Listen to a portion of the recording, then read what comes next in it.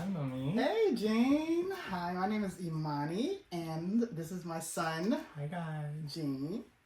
Introduce yourself. Oh, my name is Jane. And today we are going to be talking about living at home, but setting yourself up a great foundation so that you can move out of the house. So, tell them how old you are, Jean. Well, I am 24 years old at the moment. And Jean and I have the same birthday, so he will be turning 25 this year, and I will be, women don't tell their ages. So, let's talk about your finances, Jean. I know that you have had some roller coaster rides. Yeah. You've had some great highs Yeah. and some not so great highs, some lows, mainly due to working during the holiday season and being terminated after. Yeah. And then unfortunately, in our area, jobs are not the easiest to come by. So, No. so let's talk about how you started on the path of building your credit and just wanting to be, just wanting to know and understand what steps you took and, let's talk about that. Okay. So, what was some of the paths that you took to building your credit and just wanting to be on a great financial path? Like, when did that start? At what age did you know I want to be financially sound? I want to be financially well. I want to be financially literate and educated. At what age did that start? And then we can go into how you started learning about it and building credit and everything. Well, I think for the longest time when it came to money, I didn't have a very positive viewpoint of it. I've always been someone, or in the past, had been someone who I don't like money. I'm not a fan of it. I'm okay with the smaller things in life, and it was very recent. Well, I'm gonna say probably like 2022, 2023. I started to have more of a positive viewpoint of money because I started to watch financial videos on YouTube and things like that, and it really helped me understand why it, it really helped me understand it, it really helped me understand that money can be used as a positive tool. Right. And I also, I don't know, it's probably my kid-like nature, but I think it's like kind of a game or a system, and I want to kind of beat it. And so for me, being able to see like my credit score rising, it makes me really happy. Or when I have when I do work and get money into my account, like allocating that money towards specific things that I want, such as an apartment one day, or I want to buy a cute fashion item, or a video game or something, or just even having savings for myself. Like I want to one day get to $1,000, and then over time more and more and more. And I think it's fun for me.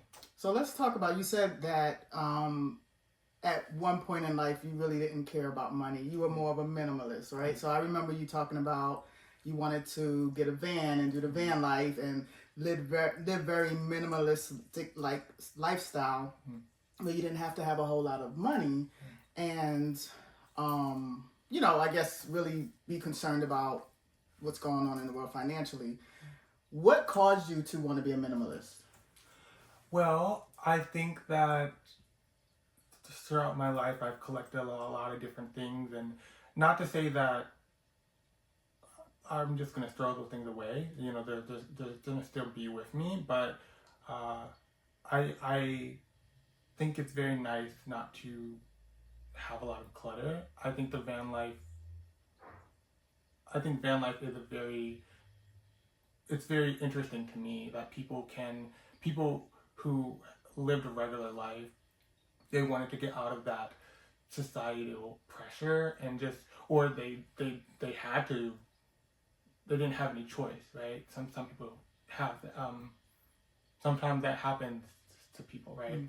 And so for me, I look at it as like an adventure. It's a different chapter in my life, and But what caused you to want to be a minimalist? Like to not. What was it that scared you about financial things? I wouldn't consider myself. I wouldn't consider myself a minimalist. Right, but you wanted to do the van life. But what Yeah. caused you to be afraid of like financial things? I wouldn't say I'm afraid of it. I just to me I've always been somebody who, if I you only get one life, and I want to buy the thing that I want to buy. I know it's not very adult, I guess, or like people wise, whatever. But yeah. Okay, I guess that's not answering my I question. know. You can say it again. I get so like.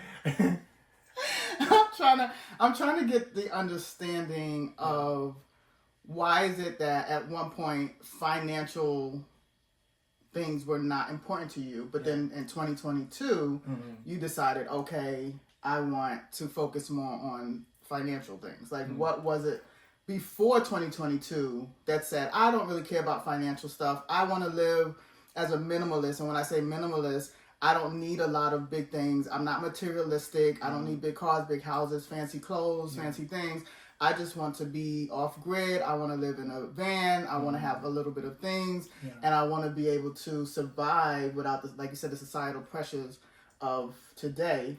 What caused you to jump from, I wanted to know what caused you to want to be a minimalist, and then what caused you to jump from that idea to, no, I need to think more about finances and, you know, maybe I do want some of the nicer things in life. And because I know you every time Apple comes out with something new, it's like I have got to buy it. So, you know, most minimalists are not thinking I need Apple products and everyone that comes out. Yeah. So what caused you in the beginning to say, I don't need all of those things. I want to live a simple life. Like what caused you in the beginning to say, I want to live a simple life? Well, I think because I'm interested in van life, and because I'm interested in van life, I feel like you naturally have to downgrade, you know, your lifestyle, and I'm okay with that. I also, on the other hand, love the things that I have had throughout my life, right? And for me, I don't know if it's this simple or not, but I know that the things that I do have, I would just put them in storage, and I would just do my van life thing. You can only take so much with you. And then what happened in 2022 that made you say, you know, like, I'm a little, maybe reconsider, not that I don't ever want to do van life, but I'm actually reconsidering what I think about financial stuff. Definitely, I love YouTube, and so I would definitely say YouTube. It definitely, I think when I started watching Caleb Hammer, he's a YouTuber, I adore him so much, and he started this video series. Basically, his whole channel is all about getting people to look at their finances, and when there are people that have really worse finances than even myself, and it's just one person, it's like, oh my goodness, like I don't want that to be me. I don't want to, he likes to say, like, dying on the Walmart floor. I don't want to be that person that dies on the Walmart floor. And so it makes you kind of feel better about your position, and also just, it made me scared to be in debt. Even though previously I had gotten in debt because I bought a lot of makeup and things like that. But it definitely has helped, and other channels after that has helped get to that point of I have a set goal for myself. I want to get to this specific place, and also just not being like scared. It's important to have an emergency fund so you don't have to, when you get into certain situations, you don't have to worry about how you're going to pay for it and things like that. Like that's a really scary thing, especially in this economy, especially with us Gen Zers and whatnot. Like it's scary out there, and I don't want that to be my case, basically. Right. So in 2022, what was your budgeting plan? What did you do? Did you set up a budget? Like how did you start? So you started with YouTube, but when you really sat down, did you try to set up a budget, like your food and clothing, makeup? Like you said, you like, to purchase makeup. Like what was your budgeting plan? Well, I would definitely say that when it comes to my budget, I don't want to be too strict on myself because that's just not the type of person that I am. However, I do want to make sure that I can pay off specific things like debt or, if there's other necessities that come up and stuff like that. And so for me, like food-wise, I would say $50 a week. I would give myself like a little treat. Like I love DoorDash, so I'm giving myself a little cute little one-time DoorDash, maybe two, but usually I'm like, okay, one time a week. Not because there are people out there that do it like every single day, and I'm like, that's a lot of money, Right. And even yeah, right. And even with DoorDash, like I'm very particular about the things that I get because I want to make sure that they last like 2 meals. So if I get Chinese food, which I love Chinese food, I have it for one day and then have it, the day after or whatnot. Or if I get Chick-fil-A, for example, I usually get like the little chicken nuggets and then some mac and cheese, and I split that into 2 days and whatnot. And I told somebody that one time, and they were like, "Wow, I didn't," Right. Yeah, because it just helps me in general. Because it is expensive. Right. So as far as like your savings goals. You talked briefly about emergency funds, and I know, like, just watching you, that has always been like a big thing for you to make sure you have $500 or $1,000 in a savings account that you can have access to. I want you to talk about, one, how do you save, but two, what do you do when you have to tap into those savings, and what causes you to tap into those savings? Yes. Okay, so when it comes to my savings account, I think that all the financial videos that I've watched usually say like, you want to save $1,000 and then go from there. And so for me, I'm like, okay, save $1,000. And so I just continue on with that. What was that one? But how do you save the $1,000? How much per week do you save to get to your $1,000 goal? Well, because right now I am paying off my debt, I have learned that, and I think my bestie told me about this, but paying yourself first, and whatnot. And so now I put myself first. I pay myself first. And what does that look like? Sometimes I like to pay myself $50 a week. $50 a week. So we're talking about $200 a month. Yeah. So 5 months to pretty much reach your goal. Wow. Oh my gosh. Yeah. Yes. It really makes me comfortable, but also like I had watched this video and they had said once they save, like for example, they started with saving just $100. They save $100. That $100 in their mind, they have nothing. It's just they have $100. It's to trick your brain. And so I have $100. Well, I had more, but I used it. But for my glasses, expensive. But when I have $100, $200, $300, $400, I'm tricking my brain. I don't have any money. That money's not. I can't touch it. Right. Whatnot. And so when I do get to that $1,000, it will stay $1,000. And I'll make sure that it won't go below that $1,000. Obviously, with like emergencies and things like that, I learned from you, like when I take money out of my savings account, just replenish that money back, which and maybe even and then some, Right. And then as far as your credit, let's talk about your credit. So, one of the things that I did. for my children is I placed them on a credit card before Gene was over 18, but the other two were either around 18 or under 18, and I placed them on my credit card so that I could help them build their credit.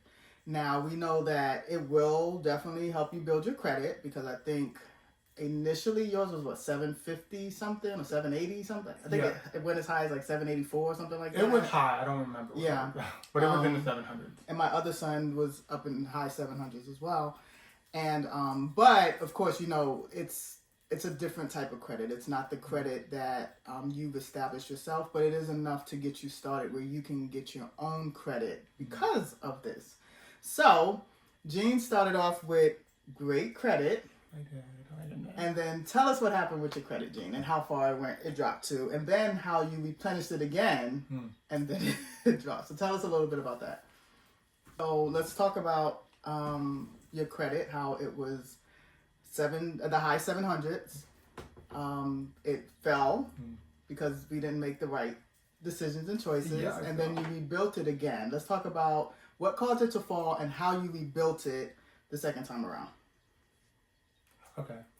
Well, I am a very artistic person and I love makeup. And I spent a lot of money on makeup. And with the jobs that I did have, they were just seasonal positions and things like that.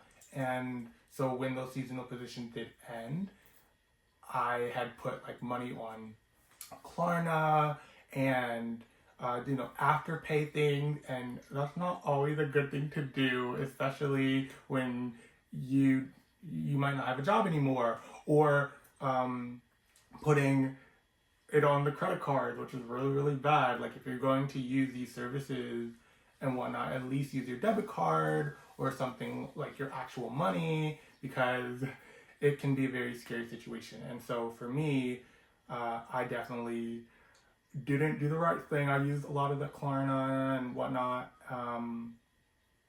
And yeah, it happened a few times. It happened, I would say, separate times, whatnot, but probably like 3 times. It happened 3 times. And recently this year, January,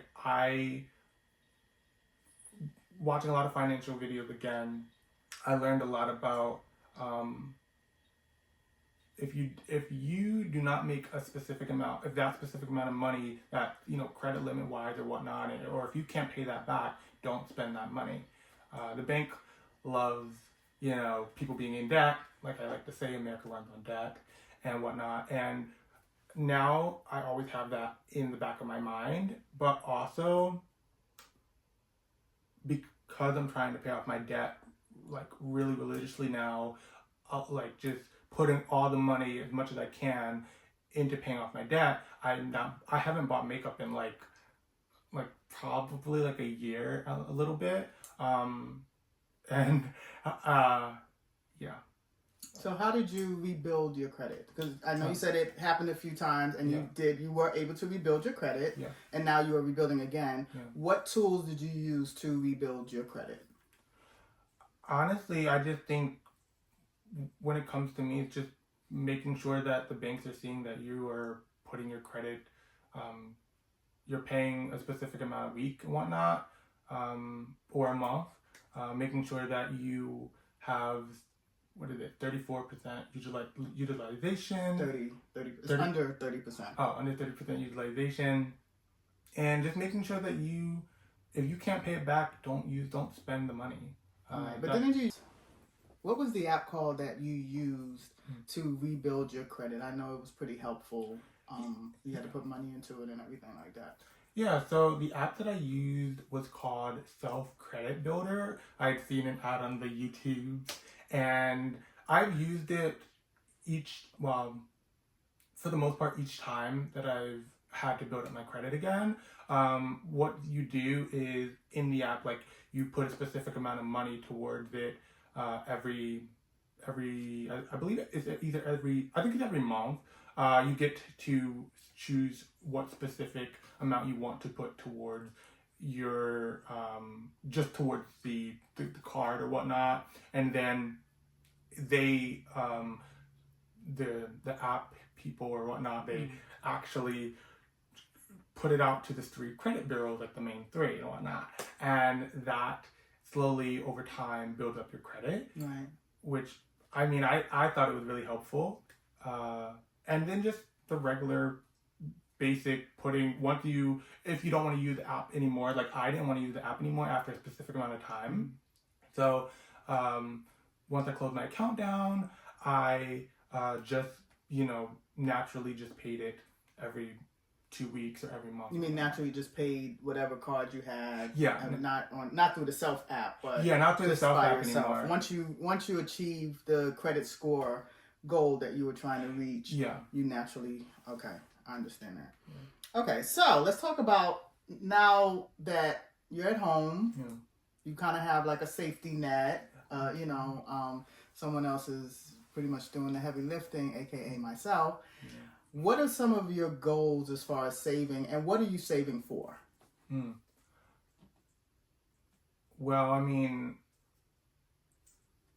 I would say goal right now is $1,000, and then when it comes to what I'm saving for, well, like I have businesses and things like that I'm going down the routes of, and so I want to make sure that I can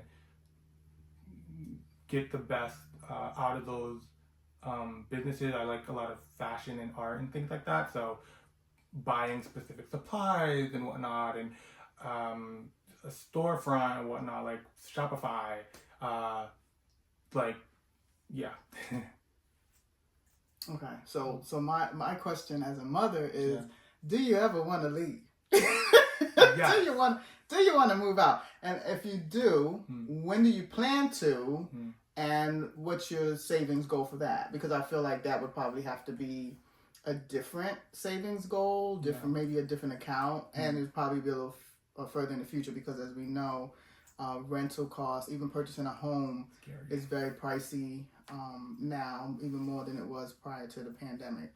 So what's your time frame for moving out of the house? Well, I never actually really thought about it. I know, because mommy makes it so comfortable. Yeah, I never really thought about it, to be completely honest. To be honest, I want to just make sure I have a good amount of money where I feel comfortable enough to leave and go out on your own. I think, because I'm okay with, and I've said this before to people, but I'm totally okay with like renting just a room or whatnot. Like either renting a room that's not too crazy, or even getting a roommate, maybe even 2 roommates. I'm okay with that. I think I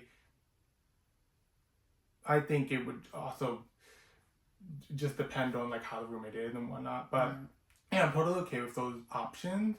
And so I think comfortability wise, probably it would be like saving wise, probably like $5,000,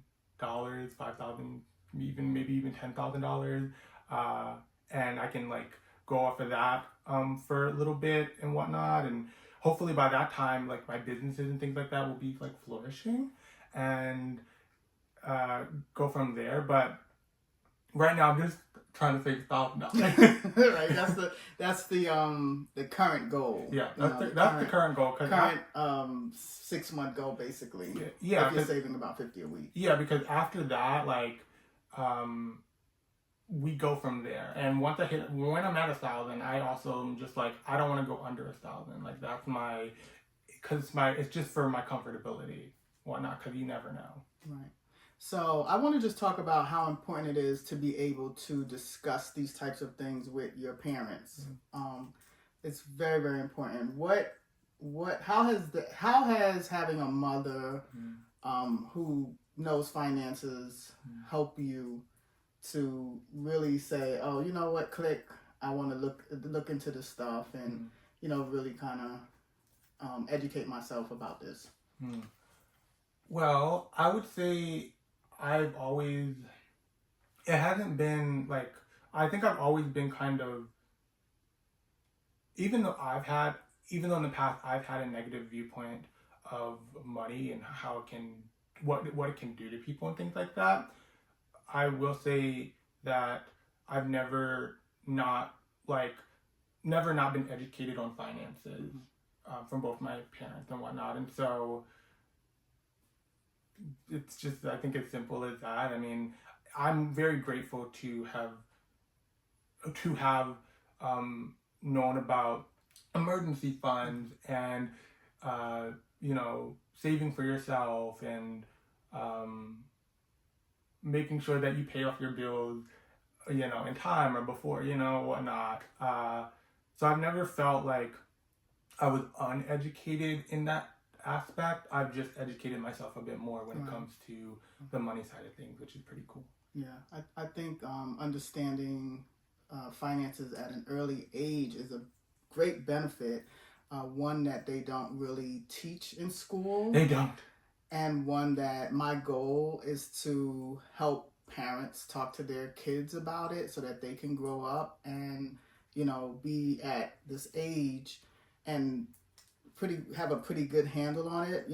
Everyone, including adults, are going to make mistakes in life. We're going to want things that, sometimes we don't have the money for, but we really, really desire. So we may outstretch our limit, but just to know like how to bring it back and to get back on track, that's important. And I think an early financial education is helpful in that area. So the younger that you can talk to your children, the younger you can talk, or kids, the younger that you can talk to your parents, that would be ideal because it will set yourself up for success in the future. And I plan to have more talks about this and, educate others on this as time goes on, as well as creating financial journals and books that can help you educate your child, that you can do with them, alongside them, so that they can learn at a very young age. Is there anything else that you want to say before we end? I think this was very helpful for most people. And I agree. I wanted to say, I think, remember, pay yourself first before you pay other things that you need to pay. Even if it's just a little bit of money, it's still something. And also, I would say have an emergency fund, because if you do not have an emergency fund, that's an emergency. Right. I think discipline. Yes. Self-discipline in financial area, in any area, is key, but definitely in financial areas. Understanding that it is okay to want things, but it's also okay to save up for those things you want. You do not have to get them right away all the time. Some things you will need to get right away, but there's some things that saving up for is beneficial and key. I would also say that budgeting and learning to money manage is very important, especially when you first start your first job. I think most people are so excited that they have their own money and they don't have to ask their parents for it. It's like, let me just do what I want to do with it. But you really want to build some great financial habits early on because how you start when you first have your first job, or when you first start getting regular income coming in, is basically how you're going to maintain your financial way, unless something tragic happens or traumatic happens where you feel like you have to change in a different way. So you want to start budgeting and managing your money initially when you first get your first income coming in. That's very important. That's something that I can say I didn't do the best at, but that's a story day for another day. Yeah. So, but Jane, I want to thank you so much for coming and talking to me on my channel. Yes, of course. Oh my We'll goodness. probably do this again just to kind of do like a check-in to see, how things are going now that you're back to work and you're starting the right way because you've learned some great lessons. And sometimes we do have to learn lessons in order to do things properly. But I thank you all for watching. Thank you, guys. And my name is Imani. This is my son, Gene. And this is the Business Wonders LLC channel, where you will find all things financial wellness for parents and kids. Take care. Bye, guys. Bye. Hey, we did such a good